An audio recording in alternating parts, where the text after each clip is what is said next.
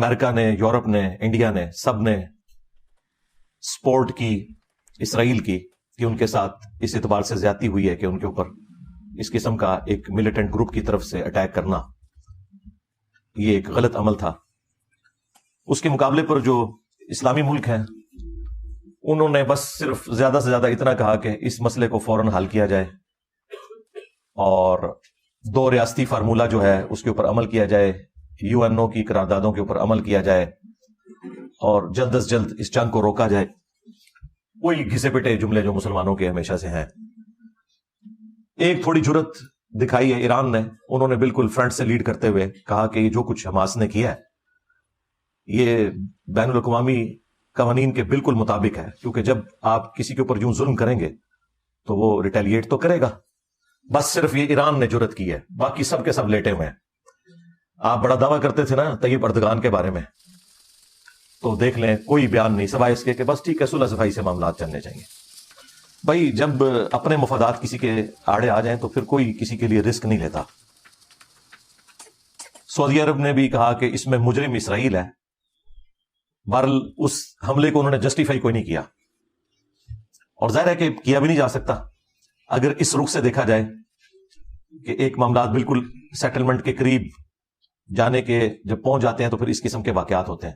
اب اس کے پیچھے پولیٹیکل عزائم کیا ہیں، یہ حملہ کیوں ہوا، اس کے اوپر کئی ایک تھیوریز مارکیٹ میں عام ہے. ایک تو یہ ہے کہ امریکہ چاہتا تھا کہ اس طرح ہو تاکہ انہیں ایک نئی سرزمین مل جائے جنگ و جدل کرنے کے لیے. ان کی چونکہ 60% کے قریب اکانومی اسلحے کے ساتھ جڑی ہوئی ہے اس اعتبار سے. تو دوسری طرف یہ تھیوری ہے کہ چونکہ فلسطینی اتنے دبائے گئے ہیں کہ انہیں اب سامنے موت نظر آ رہی تھی، تو انہوں نے کہا اگر مرنا ہی ہے تو پھر ٹھیک ہے 2-4 ان کے بھی مار کے مرے. اس لیے انہوں نے اتنی بڑی ایکٹیویٹی پرفارم کی. ظاہر ہے کہ وہ اسرائیل کا مقابلہ تو نہیں کر سکتے.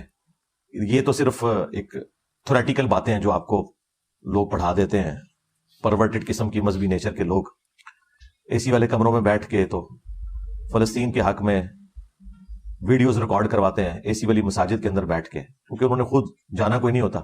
تو ٹھیک ہے مسلمانوں کا لہو گرماتے رہتے ہیں اور بالکل گراؤنڈ ریئلٹیز سے ہٹ کے بات کرتے ہیں.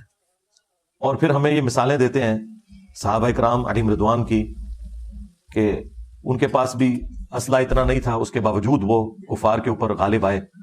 رومنز اور پرشینز کو انہوں نے الٹ دیا جو صدیوں سے سپر پاورز تھیں. لیکن یہ تصویر کا ایک رخ ہے. تصویر کا دوسرا رخ یہ ہے کہ صحابہ کرام علیہم رضوان کی مثالیں دینا بالکل اللاجیکل ہے. اس کی وجہ یہ ہے کہ اس دور کے اندر اگر یہاں سے سیدنا خالد ابن ولید رضی اللہ تعالیٰ عنہ ایک تلوار لے کر گھوڑے پر سوار ہو کر نکلتے تھے تو سامنے سے بھی جو رومن جنرل آتا تھا اس کے پاس بھی تلوار ہی ہوتی تھی.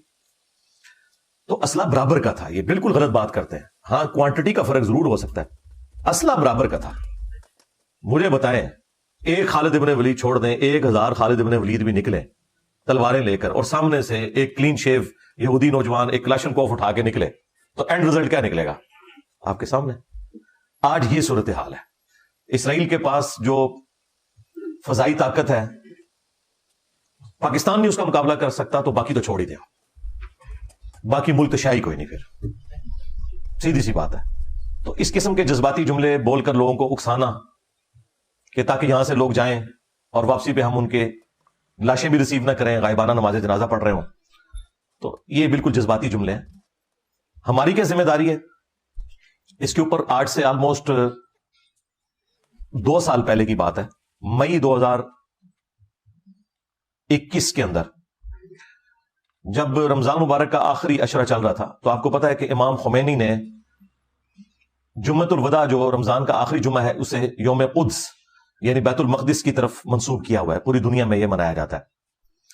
آپ حیران کن بات دیکھیں کہ حماس جو ہے یہ سنی تحریک ہے، اس میں بھی سلفی اہل حدیث، لیکن ان کے آفیسز میں بھی امام خمینی کی تصویر لگی ہوئی ہوتی ہے، جس طرح آپ کے دفاتر کے اندر محمد علی جناح کی تصویر لگی ہوتی ہے.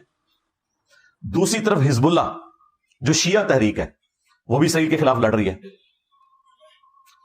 اس نے بھی حماس کی سپورٹ کر دی ہے اس مسئلے میں. یعنی وہاں پر یعنی آگ اور پانی کا ملاپ ہے، کیونکہ دشمن کامن ہے، کدھر اہل حدیث سنی اور کہاں پہ شیعہ. اور اسرائیل دشمنی میں دونوں اکٹھے ہیں.